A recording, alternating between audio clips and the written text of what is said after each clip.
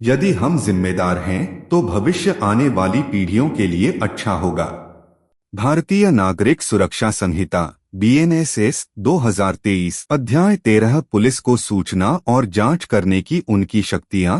धारा 176 से 198 भारतीय नागरिक सुरक्षा संहिता BNSS 2023 का अध्याय 13 अपराधों के बारे में पुलिस को सूचित करने की प्रक्रियाओं और इन अपराधों की जांच करने के लिए पुलिस में निहित शक्तियों का वर्णन करता है। धारा 176 से 198 यह सुनिश्चित करने के लिए एक व्यापक कानूनी ढांचा प्रदान करती है कि पुलिस प्रभावी ढंग से और कुशलता से जानकारी एकत्र कर सके, अपराधों की जांच कर सके और अपराधियों को न्याय के कटघरे में ला सके। यह अध्याय कानून एवं व्यवस्था बनाए रखने और आपराधिक न्याय प्रणाली की अखंडता सुनिश्चित करने के लिए महत्वपूर्ण है। धारा 176 संज्ञेय मामलों में सूचना। धारा 176 में कहा गया है कि किसी भी व्यक्ति को संज्ञेय अपराध होने की जानकारी होने पर पुलिस को सूचित करना चाहिए। संज्ञेय अपराध वे होते हैं जिनके लिए कोई पुलिस अधिकारी बिना वारंट के गिरफ्तार कर सकता है। प्रमुख बिंदु। सूचित करना कर्तव्य।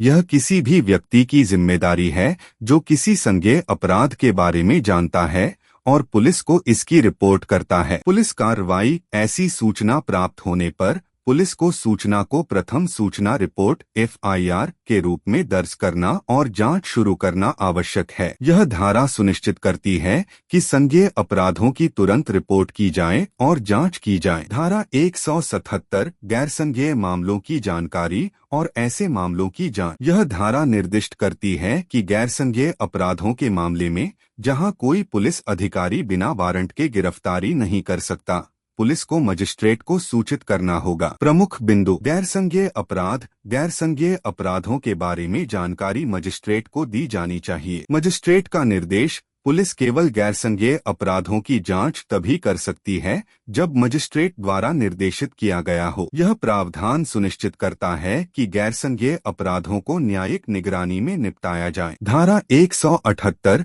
संज्ञेय मामले की जांच करने की पुलिस अधिकारी की शक्ति। धारा 178 पुलिस अधिकारियों को मजिस्ट्रेट के आदेश की आवश्यकता के बिना संज्ञेय मामलों की जांच करने का अधिकार देती है। प्रमुख बिंदु। प्राधिकरण। पुलिस अधिकारी संज्ञेय अपराधों की जांच स्वायत्त रूप से कर सकते हैं। कर्तव्य। पुलिस को सबूत इकट्ठा करना चाहिए, गवाहों की जांच करनी चाहिए और मामले को सुलझाने के लिए सभी आवश्यक कदम उठाने चाहिए। यह धारा संज्ञेय मामलों में पुलिस की स्वायत्त जांच शक्तियों को रेखांकित करती है। धारा 179 जांच की प्रक्रिया। यह अनुभाग उस मानक प्रक्रिया की रूपरेखा देता है जिसका पुलिस अधिकारियों को जांच के दौरान पालन करना चाहिए। प्रमुख बिंदु। जांच के चरण। पुलिस को अपराध स्थल का दौरा करना चाहिए, सबूत इकट्ठा करना चाहिए, गवाहों का साक्षात्कार लेना चाहिए और जांच का दस्तावेजीकरण करते हुए एक केस डायरी संकलित करनी चाहिए। कानूनी अनुपालन। एकत्र किए गए साक्ष्य की अखंडता सुनिश्चित करने के लिए जांच कानूनी प्रक्रियाओं के अनुसार की जानी चाहिए। यह अनुभाग सुनिश्चित करता है कि जांच संपूर्ण और व्यवस्थित हो। धारा 180 रिपोर्ट कैसे प्रस्तुत की गई। धारा 180 में बताया गया है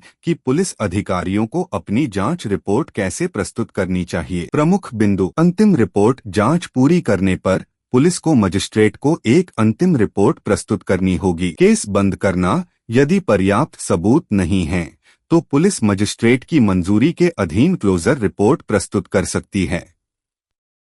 यह प्रावधान सुनिश्चित करता है कि जांच निष्कर्षों को औपचारिक रूप से दस्तावेजीकृत किया जाए और न्यायिक अधिकारियों द्वारा समीक्षा की जाए। धारा 181 जांच या प्रारंभिक जांच करने की शक्ति। यह धारा पुलिस अधिकारियों को FIR दर्ज करने से पहले यह निर्धारित करने के लिए प्रारंभिक जांच करने की अनुमति देती है कि कोई संज्ञेय अपराध किया गया है या नहीं। प्रमुख बिंदु। प्रारंभिक जांच शिकायत की प्रामाणिकता को सत्यापित करने के लिए आयोजित की गई। परिणाम। जांच के आधार पर FIR दर्ज की जा सकती है।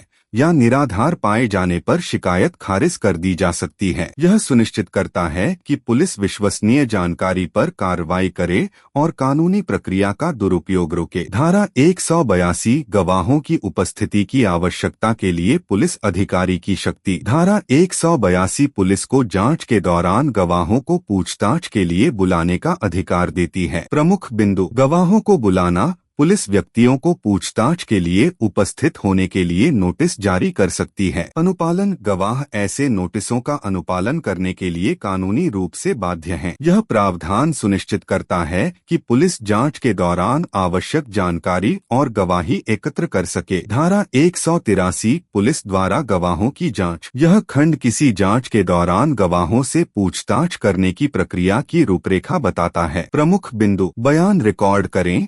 पुलिस को गवाहों के बयान सही ढंग से दर्ज करने चाहिए। गवाहों के हस्ताक्षर: अपनी गवाही को मान्य करने के लिए बयानों पर गवाहों द्वारा हस्ताक्षर किए जाने चाहिए। यह सुनिश्चित करता है कि गवाहों के बयान औपचारिक रूप से प्रलेखित हैं और उन्हें सबूत के रूप में इस्तेमाल किया जा सकता है। धारा 184 पुलिस को बयान और उसका उपयोग। धारा 184 निर्दिष्ट करती है कि जांच के दौरान पुलिस को दिए गए बयानों को अदालत में सबूत के रूप में इस्तेमाल नहीं किया जा सकता जब तक कि अन्य सबूतों से इसकी पुष्टि न हो। प्रमुख बिंदु: साक्ष्य मूल्य कथन पुलिस को पूरक माना जाता है और इसकी पुष्टि की आवश्यकता होती है। अधिकारों का संरक्षण: यह व्यक्तियों को केवल पुलिस बयानों के आधार पर दोषी ठहराए जाने से बचाता है। यह प्रावधान व्यक्तियों के अधिकारों की रक्षा करता है और अदालत में प्रस्तुत साक्ष्य की विश्वसनीयता सुनिश्चित करता है। धारा 185 कोई प्रलोभन नहीं दिया जाएगा। यह धारा पुलिस अधिकारियों को गवाहों या संदिग्धों से बयान लेने के लिए प्रलोभन या धमकी देने से रोकती है। प्रमुख बिंदु: निषेध: बयान देने के लिए किसी बल,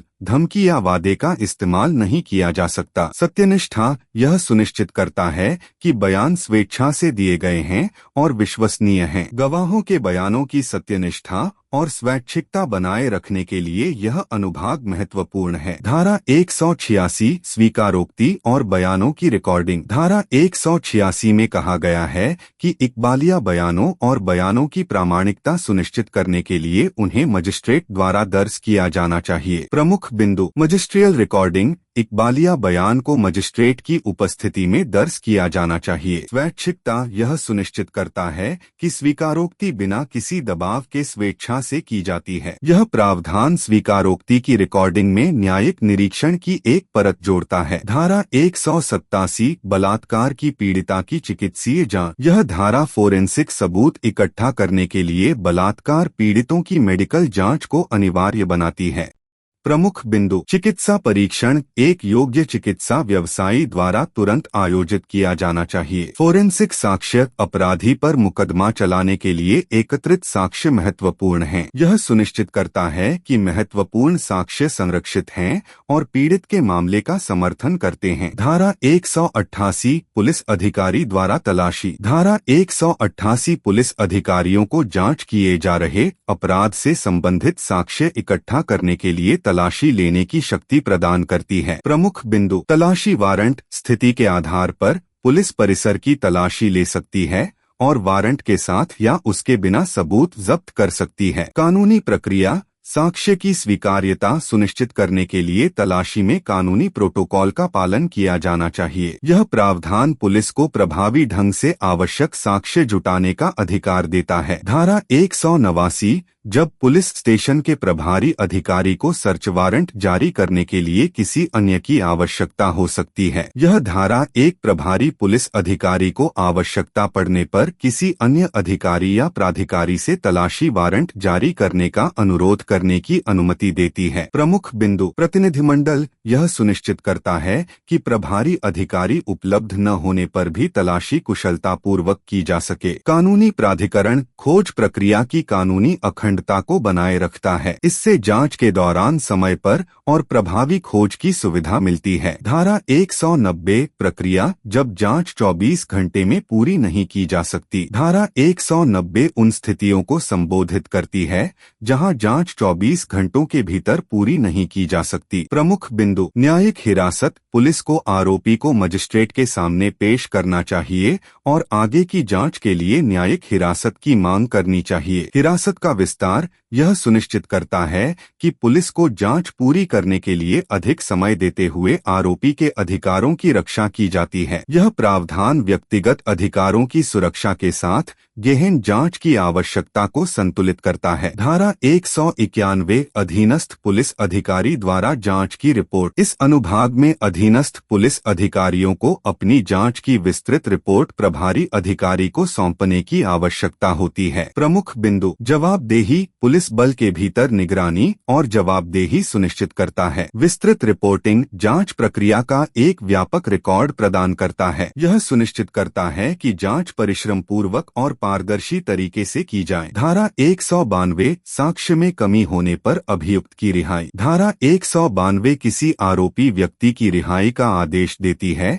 यदि उसकी निरंतर हिरासत को उचित ठहराने के लिए पर्याप्त सबूत नहीं है। प्रमुख बिंदु: अपर्याप्त साक्ष्य: यदि साक्ष्य आगे हिरासत में रखने का समर्थन नहीं करता है तो अभियुक्त को रिहा कर दिया जाना चाहिए। न्यायिक निरीक्षण: यह सुनिश्चित करता है कि रिहाई के निर्णय न्यायिक निरीक्षण के साथ किए जाते हैं। यह व्यक्तियों को अन्यायपूर्ण हिरासत से बचाता है। धारा 193 पर्याप्त साक्ष्य होने पर मामले को मजिस्ट्रेट के पास भेजा जाएगा। इस धारा के लिए आवश्यक है कि पर्याप्त साक्ष्य वाले मामलों को सुनवाई के लिए मजिस्ट्रेट के पास भेजा जाए। प्रमुख बिंदु: पर्याप्त साक्ष्य: यदि साक्ष्य आरोपों का समर्थन करते हैं तो मामलों को न्यायिक कार्यवाही के लिए मजिस्ट्रेट के पास भेजा जाना चाहिए। कानूनी प्रक्रिया: यह सुनिश्चित करती है कि मामलों की सुनवाई कुशलतापूर्वक और निष्पक्षता से हो। यह प्रावधान सुनिश्चित करता है कि पर्याप्त सबूत होने पर न्यायिक प्रक्रिया तुरंत शुरू की जाए। धारा 194 शिकायतकर्ता और गवाहों को पुलिस अधिकारी के साथ जाने की आवश्यकता नहीं होगी और उन पर प्रतिबंध नहीं लगाया जाएगा। धारा 194 शिकायतकर्ताओं और गवाहों को जांच के दौरान अनावश्यक रोकटोक या पुलिस अधिकारियों के साथ चलने के लिए मजबूर होने से बचाती है। प्रमुख बिंदु: सुरक्षा: यह सुनिश्चित करता है कि शिकायतकर्ताओं और गवाहों के साथ सम्मानपूर्वक व्यवहार किया जाए और उन पर अनुचित दबाव न डाला जाए। स्वैच्छिक सहयोग: पुलिस के साथ स्वैच्छिक सहयोग को प्रोत्साहित करता है। यह प्रावधान इंडस्ट्रीज के अधिकारों और गरिमा की रक्षा करता है। जांच में शामिल व्यक्ति: धारा 195 जांच में कार्यवाही की डायरी: धारा 195 में कहा गया है कि पुलिस अधिकारी अपनी जांच कार्यवाही की एक विस्तृत डायरी बनाए रखें। प्रमुख बिंदु: रिकॉर्ड रखना: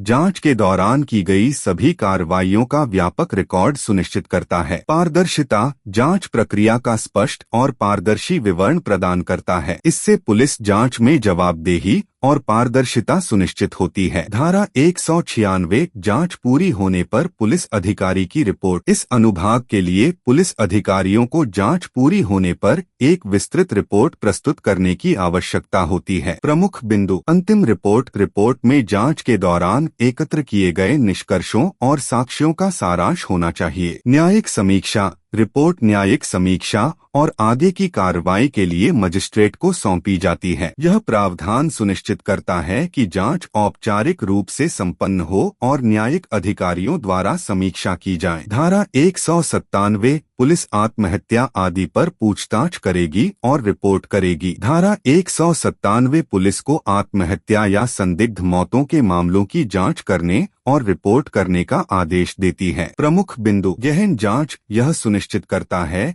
कि किसी भी गड़बड़ी को दूर करने के लिए सभी संदिग्ध मौतों की पूरी जांच की जाए। विस्तृत रिपोर्ट: एक व्यापक रिपोर्ट मैजिस्ट्रेट को प्रस्तुत की जानी चाहिए। इससे यह सुनिश्चित होता है कि सभी मौतों की जांच पारदर्शी और गहनता से की जाए। धारा 198 व्यक्तियों को बुलाने की शक्ति: धारा 198 पुलिस को जांच के उद्देश्य से किसी भी व्यक्ति को बुलाने का अधिकार देती है। प्रमुख बिंदु: समन प्राधिकारी: पुलिस उन व्यक्तियों को समन जारी कर सकती है जिनकी उपस्थिति जांच के लिए आवश्यक है। अनुपालन, व्यक्ति ऐसे सम्मन का अनुपालन करने के लिए कानूनी रूप से बाध्य हैं। यह प्रावधान सुनिश्चित करता है कि पुलिस जांच के दौरान आवश्यक जानकारी और गवाही एकत्र कर सके। सारांश, BNSS 2023 का अध्याय 13 पुलिस को अपराधों के बारे में सूचित करने के लिए एक व्यापक रूपरेखा स्थापित करता है और इन अपराधों की जांच करने के लिए पुलिस की शक्तियों का वर्णन करता है। धारा 176 से 198 के माध्यम से